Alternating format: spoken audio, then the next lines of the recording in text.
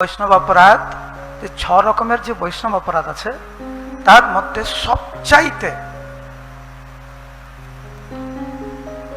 সবচাইতে ভয়ানক যে অপরাধ, 6টা বৈষ্ণব অপরাধের মধ্যে সবচাইতে ভয়ানক হচ্ছে কোনো বৈষ্ণবকে প্রহার করা বা হত্যা করা। এটা সবচাইতে। আর হিরণ্যকশিপু কি করেছে? সবচাইতে ভয়ানক অপরাধ বারবার চেষ্টা করছে। সেজন্য আমরা বলি কোনো ভক্তের গায়ে হাত দেবে না, বকাদা, কোনো পানিশমেন্ট দিতে পারো, কিন্তু গায়ে হাত দেবে না, যেই হোক। একজন ব্রহ্মচারী হতে পারে, স্বামী স্ত্রী হতে পারে, বন্ধু বান্ধব হতে পারে, গায়ে হাত দেবে না। কারণ প্রভুও ভক্ত, মাতাজিও ভক্ত, এই ব্রহ্মচারী ভক্ত, ওই ব্রহ্মচারী ভক্ত, এই প্রভু ভক্ত, ওই প্রভু ভক্ত। সেই জন্য এই ব্রহ্মচারী, গৃহস্থ, বানপ্রস্থ, সন্ন্যাস, এই 4টে আশ্রমে কেউ যেন কারো গায়ে হাত না দেয়। কারণ এটা হচ্ছে বৈষ্ণব অপরাধের মধ্যে সবচাইতে ভয়ানক অপরাধ। আর এর জন্য কোনো অজুহাত যেন আমরা না খুঁজি, হ্যাঁ প্রভু ও এটা করেছে, ওটা করেছে, সেজন্য আমি ওকে মেরেছি না। খুব সাবধান, সবচাইতে ভয়ানক অপরাধ হচ্ছে এটা। এইবারে প্রহ্লাদ মহারাজের কাহিনী দেখুন।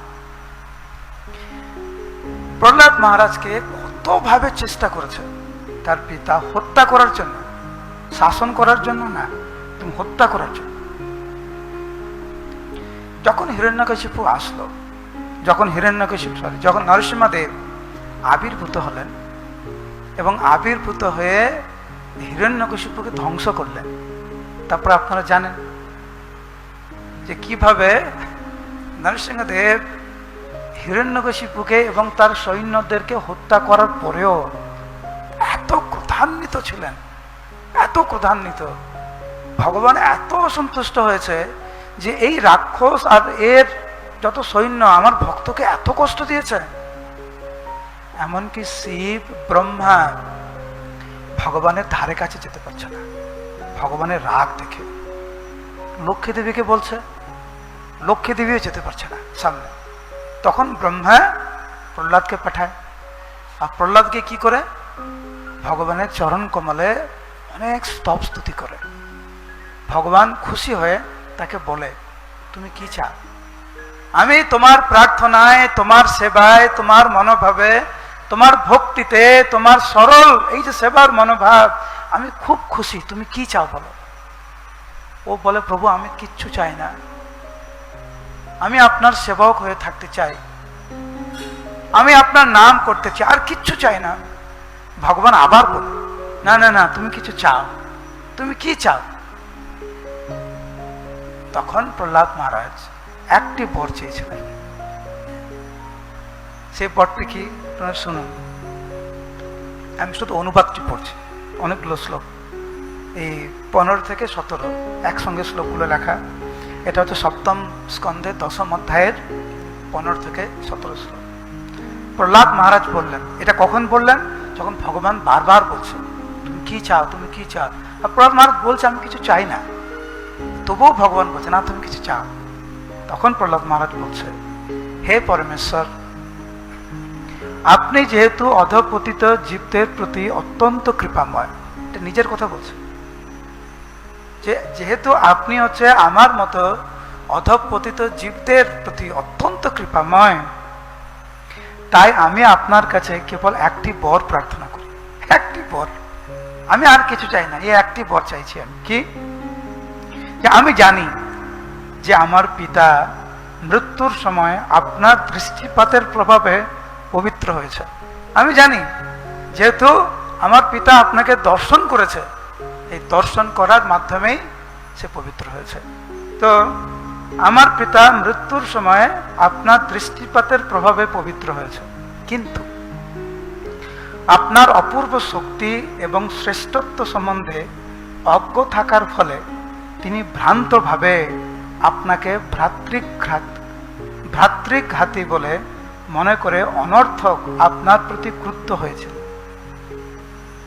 আপনাকে দর্শন করেছে, পবিত্র হয়েছে, কিন্তু আপনার প্রভাব দেখে সে ভেবেছে সে আপনার শত্রু, আপনাকে শত্রু হিসাবে গ্রহণ করেছে, আপনাকে অনেক হিংসা করেছে। সেই জন্য তার ফলে সমস্ত জীবের পরম গুরু আপনাকে প্রত্যক্ষভাবে নিন্দা করেছে,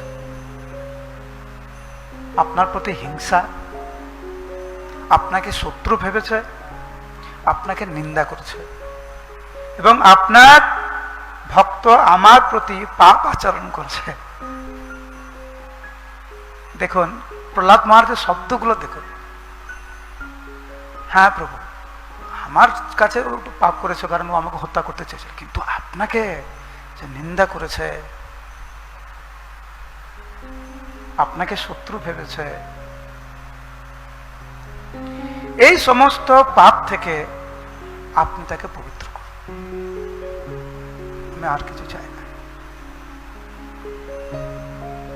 এটি হচ্ছে একটি ভক্তের মনোভাব। আমরা যখন এই শ্লোকগুলো পড়ি, আরো কয়েকটা আমরা আজকে কাহিনী শুনবো যদি সময় থাকে। প্রহ্লাদ মহারাজ হচ্ছে আমাদের দ্বাদশ মহাজনের একজন। তিনি ভগবানের কাছে কি বর চাইছে, যে ও আমাকে হত্যা করতে চাইছিল অনেকভাবে, আমি কিছু চাই না, ওনাকে আপনি ক্ষমা করুন। তো মহাজনের এইটা যদি আমাদের কাছে দৃষ্টান্ত হয়ে থাকে, তাহলে আমরা অপর ভক্তের প্রতি আমরা ভগবানের কাছে গিয়ে অন্য কিছু বলতে পারি ওর ভালো ছাড়া? সে আমার যত অনিষ্ট করুক না কেন, ভগবান আর ভক্তের কাছে এইটাই প্রার্থনা করব, ওর যাতে মঙ্গল হয়, আমি আর কিছু চাই না। এইটাই কিন্তু ভক্ত সমাজের পরিবেশ।